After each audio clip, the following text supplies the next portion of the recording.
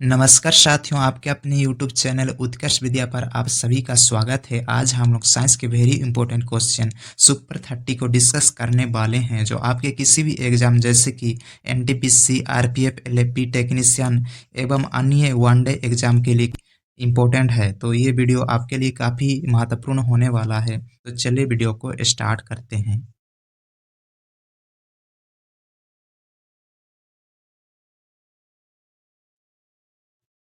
तो देखिए दोस्तों, अगर आप चैनल पे नए हैं तो चैनल को प्लीज़ सब्सक्राइब करके बेल आइकन दबाना ना भूलें। तो चलिए स्टार्ट करते हैं।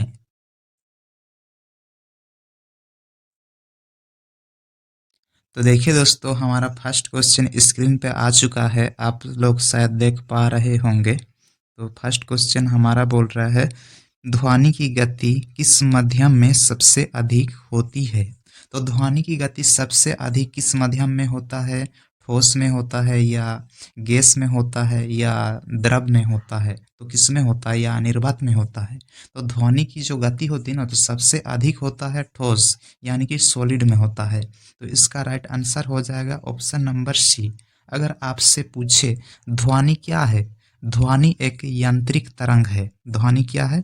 एक यांत्रिक यांत्रिक क्या है? एक तरंग है। ध्वनि एक यांत्रिक तरंग है।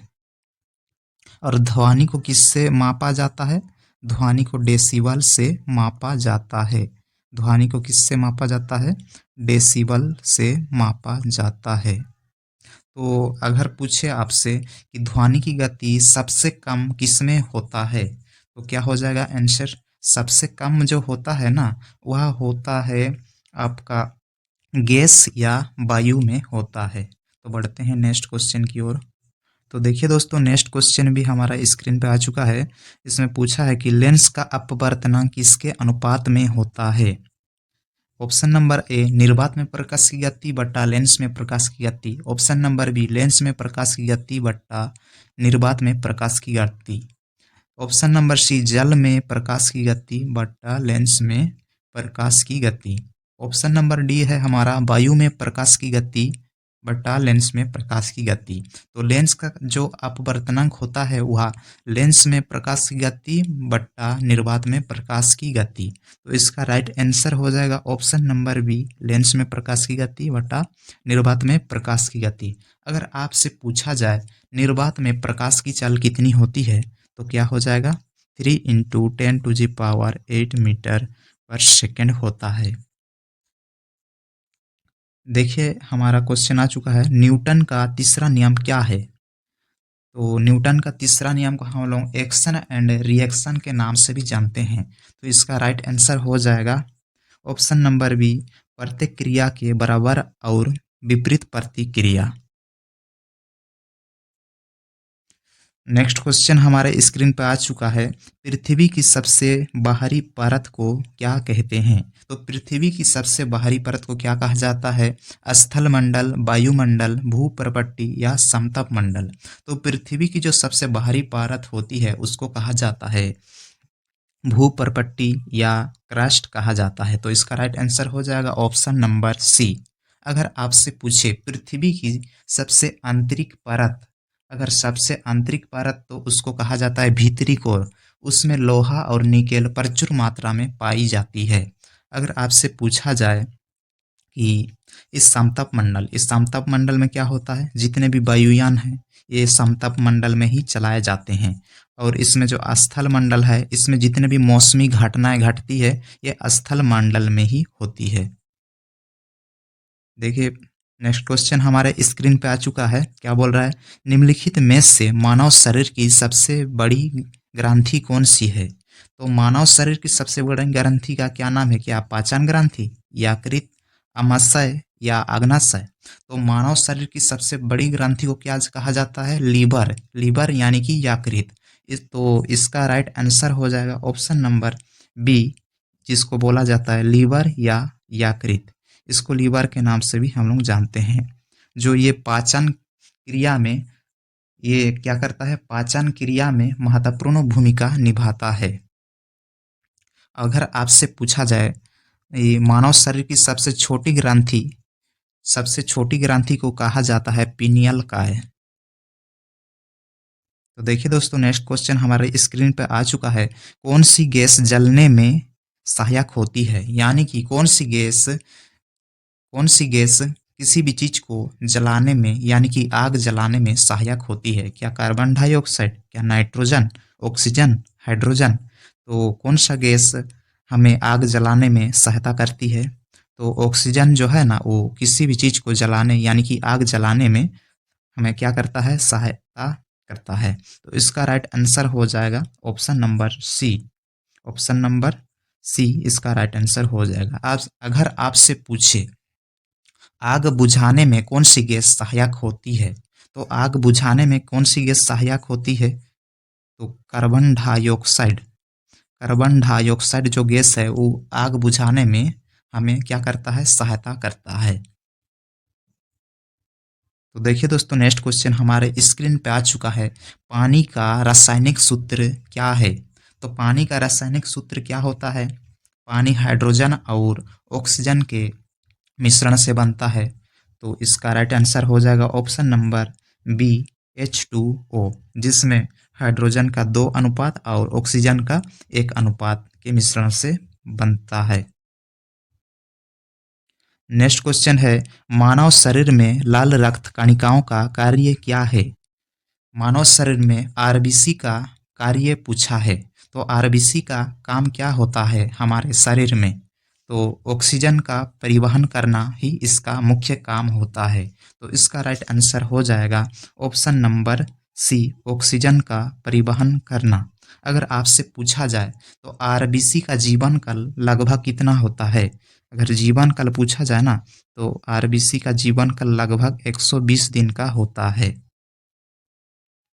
देखिए दोस्तों, नेक्स्ट क्वेश्चन हमारे स्क्रीन पर आ चुका है। पृथ्वी की सतह से सबसे निकट ग्रह कौन सा है? क्या मंगल, बुध, शुक्र, बृहस्पति? तो पृथ्वी की सतह से सबसे निकट में कौन सा ग्रह है? तो मंगल जो है वो पृथ्वी की सबसे सामने यानी कि निकट है। तो इसका राइट आंसर हो जाएगा ऑप्शन नंबर ए। अगर आपसे पूछा जाए सौरमंडल की खोज किसने किया था, तो कोपरनिकस ने किया था। और ग्रहों के गति के नियम केपलर ने दिए थे। और सौरमंडल का सबसे बड़ा ग्रह बृहस्पति और सबसे छोटा ग्रह बुध ग्रह हो जाएंगे। तो बढ़ते हैं नेक्स्ट क्वेश्चन की ओर। देखिए, नेक्स्ट क्वेश्चन हमारे स्क्रीन पे आ चुका है। क्या बोल रहा है? मस्तिष्क में सूचनाओं के आदान प्रदान के लिए कौन से न्यूरोट्रांसमीटर जिम्मेदार होते हैं? तो मस्तिष्क में जो सूचनाओं का आदान प्रदान जो होता है, उसमें डोपामाइन और सेरोटोनिन जो न्यूरोट्रांसमीटर होता है वह जिम्मेदार होता है। तो इसका राइट आंसर हो जाएगा option number B.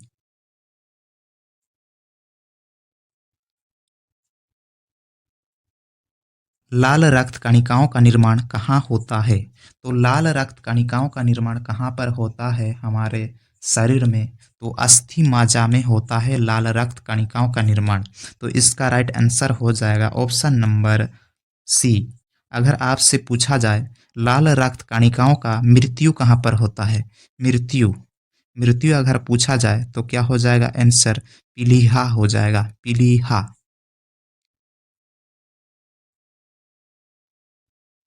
Next question है, देखिए, रेडियम की सॉरी रेडियो सक्रियता की खोज किसने किया था? ऑप्शन है madam Curie, Rutherford, Henry Becquerel, J Thomson. तो रेडियो सक्रियता की खोज किसने किया था? रेडियो सक्रियता की खोज किया था हेनरी बेकरल ने। तो इसका राइट आंसर हो जाएगा option number C, Henry Becquerel. अगर आपसे पूछा जाए रेडियम की खोज किसने किया था, तो रेडियम की जो खोज किया था ना, वो मैडम क्यूरी ने ही किया था। अगर आपसे पूछा जाए कि इलेक्ट्रॉन की खोज किसने किया था, तो इलेक्ट्रॉन की खोज किया था जे थॉमसन ने किया था। इलेक्ट्रॉन की खोज जे थॉमसन ने किया था। तो देखिए दोस्तों, नेक्स्ट क्वेश्चन है हमारे स्क्रीन पे। निम्नलिखित में से कौन सी धातु सबसे अधिक विद्युत चालकता रखती है? तो कौन सा जो धातु है उसमें सबसे अधिक चालकता से विद्युत दौड़ता है उसमें? तो इसका ऑप्शन है, देखिए, तांबा, सोना, चांदी, एल्यूमिनियम। तो किसमें किसमें विद्युत चालकता सबसे ज़्यादा होता है? तो चांदी यानी कि सिल्वर में सबसे ज़्यादा होता है। तो इसका राइट आंसर हो जाएगा ऑप्शन नंबर सी। अगर आपसे पूछा जाए सबसे तन्य धातु तो क्या होगा आंसर? सोना जो है ना, ये सबसे तन्य धातु है। नेक्स्ट क्वेश्चन देखिए, निम्नलिखित में से कौन सी गैस वायुमंडल में सबसे अधिक मात्रा में पाई जाती है? Oxygen, nitrogen, carbon dioxide, hydrogen. तो वायुमंडल में कौन सी गैस सबसे अधिक मात्रा में पाई जाती है? तो नाइट्रोजन जो गैस है वो सबसे अधिक मात्रा में पाया जाता है वायुमंडल में। तो इसका राइट आंसर हो जाएगा ऑप्शन नंबर बी। और कितना पाया जाता है? 78.07%। और ऑक्सीजन कितना पाया जाता है? ऑक्सीजन पाया जाता है 20.93% पाया जाता है। निम्नलिखित में से किस प्रक्रिया में ऑक्सीजन की आवश्यकता नहीं होती है? तो किस प्रक्रिया में ऑक्सीजन की आवश्यकता हमें नहीं पड़ती है? तो ऑप्शन दिया हुआ देखिए, श्वसन, किण्वन, प्रकाश संश्लेषण, जल परिवहन। तो इसका राइट आंसर हो जाएगा ऑप्शन नंबर बी, किण्वन। किण्वन की प्रक्रिया जो है ना, उसमें ऑक्सीजन की आवश्यकता नहीं पड़ती है। लेकिन बाकी सब देखिए, इसमें श्वसन, श्वसन में ऑक्सीजन की जरूरत पड़ती है। प्रकाश संश्लेषण, इसमें इसमें क्या होता है? CO2 की जरूरत पड़ती है, तो ये भी ऑक्सीजन है। इसमें जल परिवहन, जल जो बनता है एक ऑक्सीजन और हाइड्रोजन के मिश्रण से बनता है, तो इसमें भी ऑक्सीजन की आवश्यकता पड़ती है। तो किसमें ऑक्सीजन की आवश्यकता नहीं पड़ती है? किण्वन में नहीं पड़ती है। तो इसका राइट आंसर हो जाएगा ऑप्शन नंबर बी, किण्वन। डीएनए का पूरा नाम क्या है? Diagnostic nucleic acid, deoxy nucleic acid, deoxy ribo nucleic acid, diagnosis nucleic acid. तो डीएनए का जो फुल फॉर्म होता है वो क्या होता है? Deoxy ribo nucleic acid. तो इसका राइट आंसर हो जाएगा ऑप्शन नंबर सी। अगर आपसे पूछा जाए आरएनए का फुल फॉर्म क्या होता है? तो राइबो न्यूक्लिक एसिड होता है आरएनए का फुल फॉर्म। तो देखिए दोस्तों, नेक्स्ट क्वेश्चन हमारे स्क्रीन पे आ चुका है। मानव हृदय में कितने कक्ष होते हैं? तो मानव हृदय में कितने कक्ष होते हैं? तो टोटल 4 कक्ष होते हैं। तो इसका राइट आंसर हो जाएगा ऑप्शन नंबर सी, 4। अगर आपसे पूछा जाए मछलियों में कितने कक्ष होते हैं? तो मछलियों में सिर्फ 2 कक्ष होते हैं। मछलियों में कितने होते हैं? सिर्फ 2 कक्ष होते हैं। नेक्स्ट क्वेश्चन है हमारा, तत्वों की आवर्त श्रेणी में कितने आवर्त होते हैं? तो तत्वों की आवर्त श्रेणी में कितने आवर्त होते हैं? तो तत्वों की आवर्त श्रेणी में कुल 7 आवर्त होता है।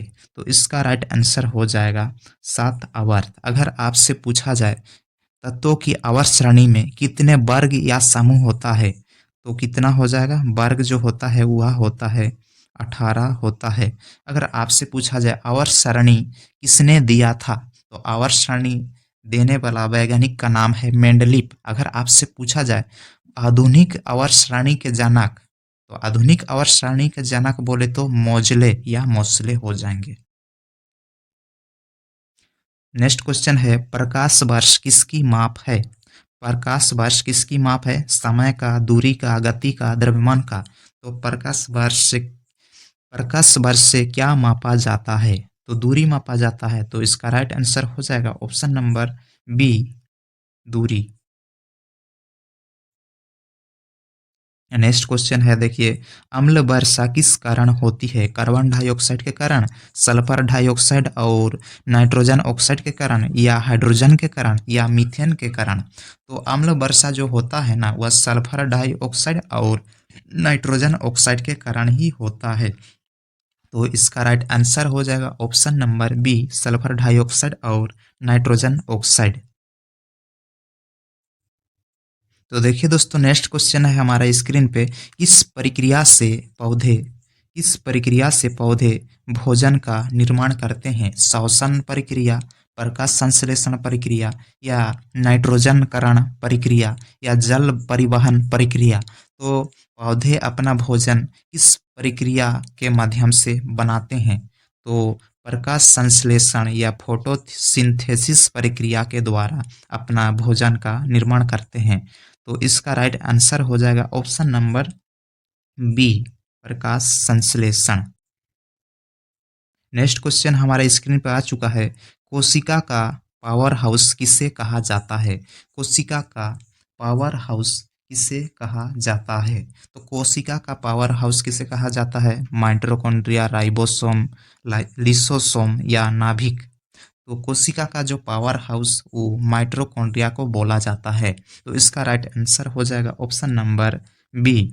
और इस माइटोकॉन्ड्रिया में ही एटीपी का भी निर्माण होता है। और लाइसोसोम इसमें होना चाहिए लेकिन लिसोसोम लिखा हुआ है। इसको आत्महत्या की थैली बोला जाता है। इसको आत्महत्या की क्या बोला जाता है? थैली।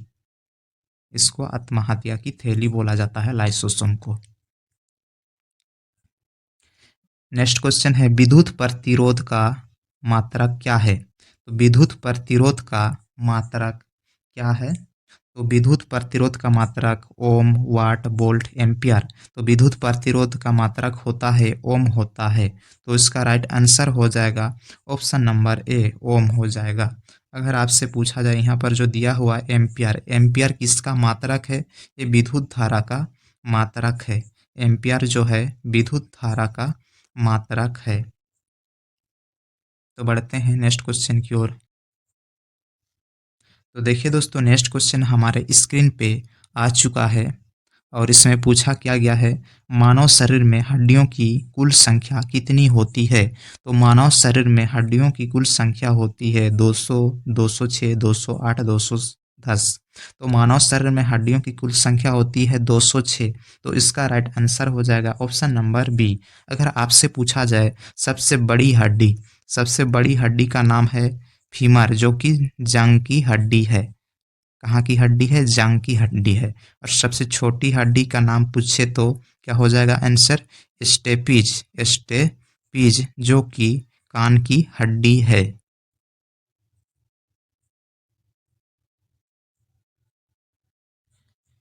नेक्स्ट क्वेश्चन हमारे स्क्रीन पर आ चुका है। हीमोग्लोबिन किसके साथ मिलकर शरीर में ऑक्सीजन का परिवहन करता है? तो हीमोग्लोबिन जो है किसके साथ मिलकर हमारे शरीर में ये क्या करता है? ऑक्सीजन का परिवहन करता है। ऑप्शन दिया हुआ है कार्बन डाइऑक्साइड, नाइट्रोजन, प्लाज्मा, लाल रक्त कणिकाएं। तो हीमोग्लोबिन जो होता है वो किसके साथ मिलकर हमारे शरीर में ऑक्सीजन का परिवहन करता है? आरबीसी के साथ मिलकर हमारे शरीर में ऑक्सीजन का परिवहन करता है। तो आरबीसी को क्या कहा जाता है? लाल रक्त कणिकाएं। तो इसका राइट आंसर हो जाएगा ऑप्शन नंबर डी। इसका जीवन काल अगर पूछे आपसे तो 120 दिन होता है लगभग आरबीसी का जीवन काल। अगर आपसे पूछा जाए खून का लाल रंग किसके कारण होता है? खून का लाल रंग किसके कारण होता है? तो हीमोग्लोबिन के कारण ही खून का लाल रंग होता है। नेक्स्ट क्वेश्चन हमारे स्क्रीन पे आ चुका है। देखिए, पानी का घनत्व किस तापमान पर अधिकतम होता है? 0 डिग्री सेल्सियस, 4 डिग्री सेल्सियस या 25 डिग्री सेल्सियस या 100 डिग्री सेल्सियस? तो पानी का घनत्व किस तापमान पर सबसे अधिकतम होता है? तो 4 डिग्री सेल्सियस में सबसे अधिक होता है पानी का घनत्व। तो इसका राइट आंसर हो जाएगा ऑप्शन नंबर बी।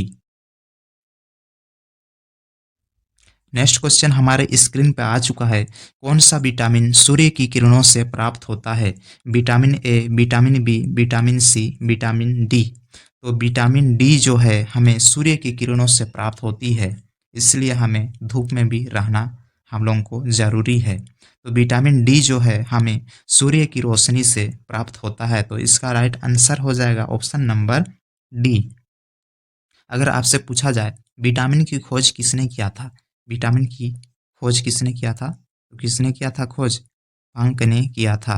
विटामिन की खोज पंक ने किया था। नेक्स्ट क्वेश्चन हमारे स्क्रीन पर आ चुका है। मानव शरीर में कौन सा रक्त शर्करा को नियंत्रित करता है?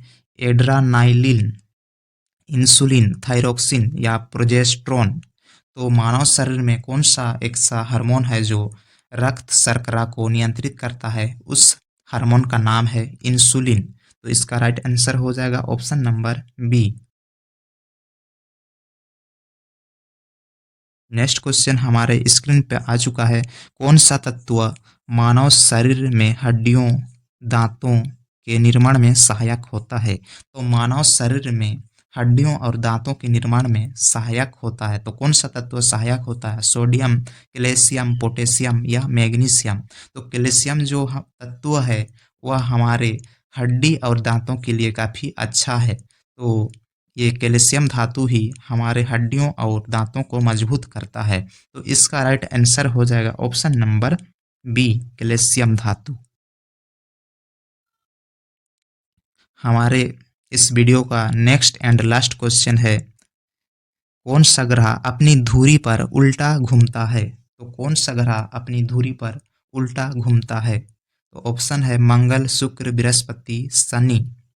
तो इसमें जो है शुक्र जो ग्रह है ना, वो अपनी धुरी पर उल्टी दिशा में घूमता है। तो इसका राइट आंसर हो जाएगा ऑप्शन नंबर बी। सौरमंडल का कुल 2 ग्रह हैं, जैसे कि वरुण और शुक्र।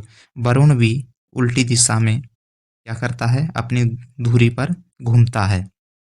तो इसका राइट आंसर हो जाएगा ऑप्शन नंबर बी, शुक्र। शुक्र और वरुण 2 ऐसे ग्रह हैं जो अपनी धुरी पर उल्टी दिशा में घूमते हैं। अगर आपसे पूछा जाए सौरमंडल की खोज तो किसने किया था? कोपरनिकस। और ग्रहों के गति के नियम दिया था केपलर ने दिया था। और सबसे बड़ा ग्रह बृहस्पति, सबसे छोटा ग्रह बुध। और बालाय किसमें पाया जाता है? सौरमंडल में कौन सी ग्रह में बालाय पाया जाता है? तो वह है शनि। शनि जो है ऐसा ग्रह है, उसमें क्या पाया जाता है? बलाय पाया जाता है। तो यहीं पर हमारा ये छोटा सा वीडियो समाप्त होता है। मिलते हैं नेक्स्ट वीडियो में, तब तक के लिए जय हिंद।